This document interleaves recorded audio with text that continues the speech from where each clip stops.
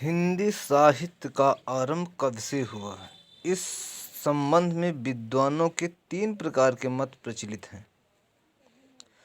पहला तो है हिंदी साहित्य का आरंभ 8वीं शताब्दी से माने जाने वाले विद्वानों के नाम हैं जॉर्ज ग्रियर्सन, मिश्र बंधु, राहुल संकृत्यान, चंद्रधर शर्मा गुलेरी और डॉक्टर रामकुमार वर्मा का नाम प्रमुखता से लिया जा सकता है। इन विद्वानों ने अपभ्रंश को पुरानी हिंदी मानकर 8वीं सदी में रची गई आरंभ की अपभ्रंश की रचनाओं को हिंदी साहित्य में समेकित कर लिया है। शिव सिंह सेंगर तो शताब्दी में हुए किसी पुष्य नामक कवि से ही हिंदी साहित्य का आरंभ मानते थे, जबकि अन्य ग्रंथों में पुष्य का केवल उल्लेख मिलता है। अभी तक पुष्यकृत किसी ग्रंथ का पता नहीं चला। विद्वानों का दूसरा वर्ग हिंदी साहित्य का आरंभ 11वीं सदी से मानता है। आचार्य रामचंद्र शुक्ल, डॉक्टर श्याम सुंदर दास, आचार्य प्रसाद द्विवेदी आदि की यही मान्यता है।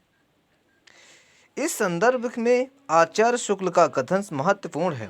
अपभ्रंश या प्राकृत भाषा हिंदी के पद्यों का सबसे पुराना पता तांत्रिक ग्रंथों और बौद्धों की सांप्रदायिक रचनाओं में मिलता है। मुंज और भोज के समय में तो ऐसी अपभ्रंश या पुरानी हिंदी का प्रचार शुद्ध साहित्य या काव्य रचनाओं में भी पाया जाता है। अतः हिंदी साहित्य का आदिकाल संवत 1050 से लेकर 1375 तक अर्थात महाराज भोज से लेकर हमीर देव के समय के कुछ पीछे तक माना जाता है।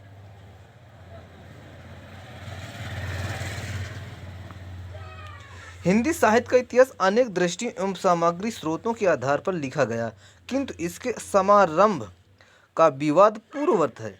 आदिकाल के नामकरण और काल निर्धारण को लेकर आज भी मत वैषम्य है। हिंदी साहित्य के प्रारंभिक इतिहासकारों में जॉर्ज ग्रियर्सन ने इसका इतिहास 700 ईस्वी से मानते हुए 1300 ईस्वी तक के कालखंड को चरण काल से अभिहित किया। तब से लेकर अब तक इतिहासकारों ने अपने अपने ढंग से इस काल का विश्लेषण किया। इतिहास लेखन में आचार्य रामचंद्र शुक्ल का महत्व निर्विवाद मान्य है। युग और युग प्रवर्त के अनुरूप साहित्यकार का विकास होता हुआ एक सुदीर्घ परंपरा के रूप में हमारे सामने आता है। युग अथवा युग प्रवृत्ति को आधार बनाकर उसका कालों खंडों में विभाजन और उनका नामकरण अध्ययन को सरल बना देता है। परिणाम स्वरूप हिंदी साहित्य को गारसाद, तासी, शिव सिंह सेंगर आदि आरंभिक हिंदी साहित्य इतिहासकारों ने काल विभाजन का कोई प्रयास नहीं किया।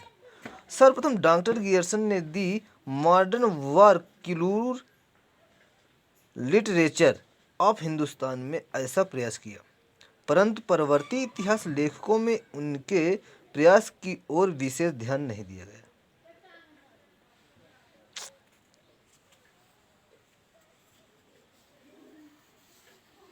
आचार्य हजारी प्रसाद द्विवेदी के काल विभाजन में जो मौलिकताएं उपलब्ध होती हैं वे इस प्रकार हैं। वीर गाथा काल का नाम आदिकाल ही स्वीकार करना। दूसरा, आदिकाल की सीमा सन 1000 से 1400 ईस्वी तक स्वीकार करना। तीसरा, भक्ति काल को ईसा की 16वीं सदी के मध्य तक ही स्वीकार करना। रीतिकालीन साहित्य को रीतबद्ध, रीतियुक्त तथा रीत मुक्त नामों से 3 भागों में विभाजित करना। आधुनिक भारतीय आर्य भाषाओं का विकास अपभ्रंश के विभिन्न रूपों से हुआ है। यही नहीं, कथ्य, काव्य रूढ़ियों, काव्य रूपों, छंद आदि अनेक दृष्टियों से भी हिंदी साहित्य यानी आधुनिक काल से पूर्व तक अपभ्रंश साहित्य से प्रभावित होता रहा। वैसे तो अपभ्रंश भाषा का समय भाषा विज्ञान के विद्वान 500 से 1001 ईस्वी तक मानते हैं, परंतु इसका साहित्य लगभग 8वीं शताब्दी से उपलब्ध होना प्रारंभ होता है। विद्वानों के मतानुसार अपभ्रंश साहित्य का समृद्ध युग 9वीं से 13वीं शताब्दी तक है। अभी तक अपभ्रंश साहित्य पूर्ण रूप से उपलब्ध नहीं हो सका है, क्योंकि पर्याप्त सामग्री धार्मिक स्थलों में छिपी पड़ी है।